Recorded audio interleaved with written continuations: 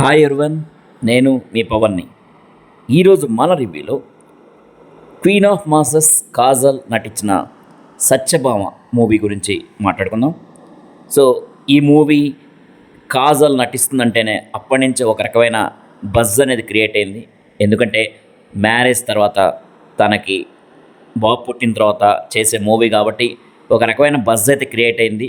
ఎందుకంటే తన ఫిజిక్కి, తన పర్ఫార్మెన్స్కి, పోలీస్ ఆఫీసర్ రోల్ కరెక్ట్ అని చాలామంది నమ్మారు. కాబట్టి ఈ మూవీ మీద ఒక నమ్మకం, గట్టి నమ్మకంతో ట్రావెల్ చేశారు.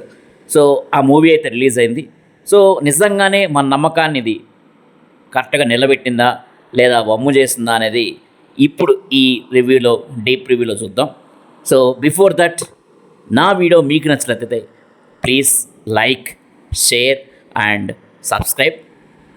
ఖచ్చితంగా మర్చిపోకుండా సబ్స్క్రైబ్ అయితే చేసుకోండి భయ్య, మర్చిపోవద్దు ప్లీజ్ సబ్స్క్రైబ్. ఓకే, ఇప్పుడు మన రివ్యూలోకి వస్తే Satyabhama movie title and female protagonist and she is a police officer. ఇటువంటి మూవీస్ చాలా వచ్చినాయి ఇంతకుముందు కూడా, మన ఓటీటీలో కూడా చాలా మూవీస్ వచ్చినాయి. కానీ ఏది అంత సక్సెస్ కాలేకపోయింది. వై? బికాస్ ఫిమేల్ ప్రొటగానిస్ట్ అని చెప్పినప్పుడు సో ఆ ఫిమేల్ సంబంధించిన ఒక యాంబియన్స్ కానీ, ఫిమేల్ సంబంధించిన అట్మాస్ఫియర్ కానీ క్రియేట్ చేయగలిగితే that will be huge hit. కానీ కేవలం ఒక ఫిమేల్ ప్రొటగానిస్ట్ మాత్రం యూజ్ చేసుకొని ఏదో మూవీని మొత్తం నడిపేద్దాం, చుట్టేద్దాం అనుకుంటే మాత్రం అది సక్సెస్ కాదు. సో ఆల్రెడీ ఇది ప్రూవ్ అయింది.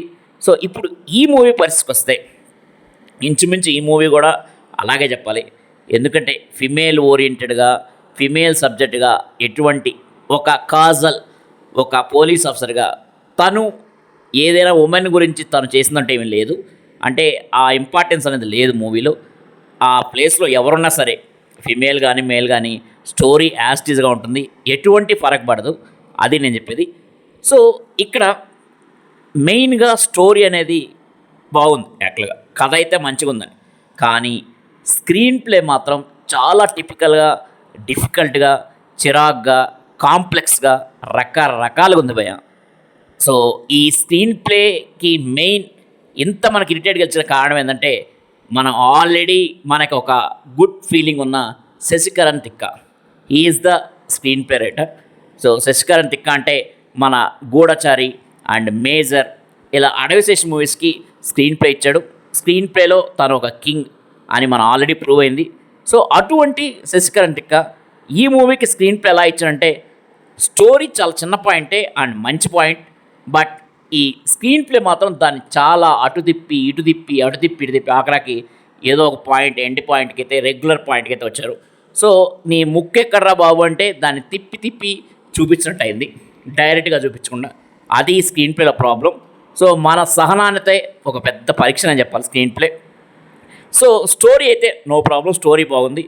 అండ్ పర్ఫార్మెన్స్లు కూడా మెయిన్గా ఎటువంటి ఫ్లాస్ అయితే లేవు. అండ్ పర్ఫార్మెన్స్ మనం అనుకున్న స్థాయిలో లేకపోవచ్చు కానీ, బట్ ఉన్నంతలో ఆ పర్ఫార్మెన్స్లో అయితే ఎటువంటి ఫ్లా లేదు. కాజల్ కానీ and Naveen Chandra, of course Prakash Raj ఉన్నాడు కానీ దీంట్లో కొంచెం కాజల్ కంటే హైయర్ అఫిషియల్, బట్ ఒక కెమెరోలు అని చెప్పుకోవాలి, అంత ఇంపార్టెన్స్ లేదు క్యారెక్టర్లో. అండ్ హర్షవర్ధన్, రవివర్మ, సో వీళ్ళందరికంటే మెయిన్గా చెప్పుకోవాల్సిన ఒక 4 యంగ్ జనరేషన్స్ ఎవరంటే రిషి, వాళ్ళ names Rishi and Divya, Iqbal, so Haseena, ఈ 4 నేమ్స్ ఉంటే మూవీ మొత్తం తిరుగుతుంది. కాజల్ ఈ 4 మెంబర్స్ కోసమే ఒక ఇన్వెస్టిగేషన్ చేస్తుంది. కాబట్టి మెయిన్గా ఈ మూవీలో ఎవరంటే ఆ 4 మెంబర్స్ చెప్పుకోవాలి. అండ్ ఆ 4 మెంబర్స్ సంబంధించి ఒక ఇన్వెస్టిగేషన్ ఆఫీసరే కాజల్. జనరల్గా ఫస్ట్ తను ఒక షీ టీమ్స్లో ఉంటుంది. ఆ షీ టీమ్స్ నుంచి జస్ట్ క్రిమినల్ డిపార్ట్మెంట్కి ట్రాన్స్ఫర్ అయ్యి ఈ కేసు ఇన్వెస్టిగేషన్కి వస్తుంది. She is an ACP. And ఈ క్రిమినల్ ఇన్వెస్టిగేషన్లో అసలు ఫస్ట్ ఒక మర్డర్తో స్టార్ట్ అవుతుంది. ఆ తర్వాత murder, kidnap and terrorist and drugs and human trafficking, ఇలా రకరకాలుగా సినిమా మొత్తం అన్ని పాయింట్స్ టచ్ చేస్తూ, ఏదో టచ్ చేయాలి కదా టచ్ చేసినట్టు ఉంది కానీ దేన్ని మనకైతే అంత డీప్లో చూపించలేదు. సో అన్ని పాయింట్స్ టచ్ చేస్తూ ఆఖరాకి మనకి ఏదో ఒక రివెంజ్ స్టోరీగా మాత్రమే మిగిలిపోతుంది. ఆ రివెంజ్ ఏంది, ఎవరి మీద ఎవరు తీసుకున్నదే మన రిమైనింగ్ స్టోరీ. సో ఈ విషయంలో వస్తే మెయిన్గా కాజల్ అయితే చాలా చోట్ల బాగా చేసింది, కానీ కొన్ని చోట్ల మాత్రం తను main action scenes, so action scenes దగ్గర కొంచెం ఇబ్బంది పడ్డట్టు అనిపించింది. అంత ఫ్లెక్సిబిలిటీ లేదు యాక్షన్ సీన్స్లో. మిగతా పర్ఫార్మెన్స్ ఓరియంట్ అయితే as a aggressive and honesty police ఆఫీసర్గా and at the same time ఒక లేడీ తన వల్ల అనవసరంగా చనిపోయిందనే బాధ మూవీ మొత్తం దాన్ని క్యారీ చేస్తుంటుంది. ఇవన్నీ బాగానే ఉన్నాయి, బట్ యాక్షన్ ఎపిసోడ్స్లోనే కొంచెం ఆ ఫ్లెక్సిబిలిటీ లేదనిపించింది, కొంచెం ఇబ్బంది పడింది. అండ్ నెక్స్ట్ నవీన్ చంద్ర కేవలం కాజల్ హస్బెండ్ లాగా ఫిక్స్ అయిపోయాడు, అంతేగాని తనకంటూ ఒక సపరేట్ పర్ఫార్మెన్స్ అయితే లేదు. అండ్ మేబీ ఒక 2-3 సీన్లో కాజల్ హెల్ప్ చేస్తాడు, బాగానే, no problem. But Naveen Chandra performance తగ్గట్టయితే ఆ రోల్ అయితే లేదు. నెక్స్ట్ హర్షవర్ధన్ ఉన్నంతలో హర్షవర్ధన్ ఓకే, బాగానే చేశాడు. అండ్ డీసీపీ రోల్ చేశాడు. And next Prakash Raj already చెప్పుకున్నాం కదా, ప్రకాష్ రాజ్ ఒక 2-3 సీన్లో మొత్తం అలా కనిపించి అలా వెళ్ళిపోతాడు, మెరుపు తీగ లెక్క. సో క్యామియో రోల్ అనే చెప్పుకోవచ్చు. బట్ ప్రకాష్ రాజ్ స్క్రీన్ మీద ఉంటే ఆ నిండుతనం వేరుంటుంది. సో ప్రకాష్ రాజ్ కూడా ఉన్నాడు కాబట్టి మనకి స్క్రీన్ వాల్యూ అనేది ఇంకొంచెం ఇంక్రీజ్ అయిందని చెప్పాలి. మెయిన్గా ఈ 4 మనం ఇంతకుముందు చెప్పుకున్న రిషి, దివ్య, ఇక్బాల్, హసీనా, ఈ నలుగురు చుట్టే కథ తిరుగుతుంటుంది. ఫైనల్గా ఏంది స్టోరీ అండ్ ఈ నలుగురిలో ఎవరిది ఏ కథ అనేదే ఈ స్టోరీ మొత్తం.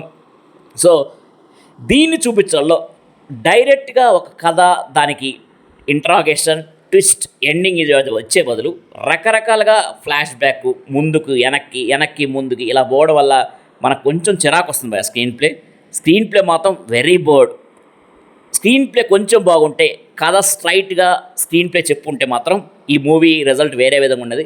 బట్ ఇప్పటివరకు మాత్రం రిజల్ట్ అనేది not up to the mark. And ఒకసారి కొంచెం పోలీస్ ఆఫీసర్ ఇన్వెస్టిగేషన్, అఫ్కోర్స్ మన Kajal queen of masses, so తన గురించి వెళ్ళాలనుకుంటే ఈ మూవీ చూడొచ్చు, ఒకసారి ట్రై చేయండి. And this is a brief review about Satyabhama. Thank you, bye.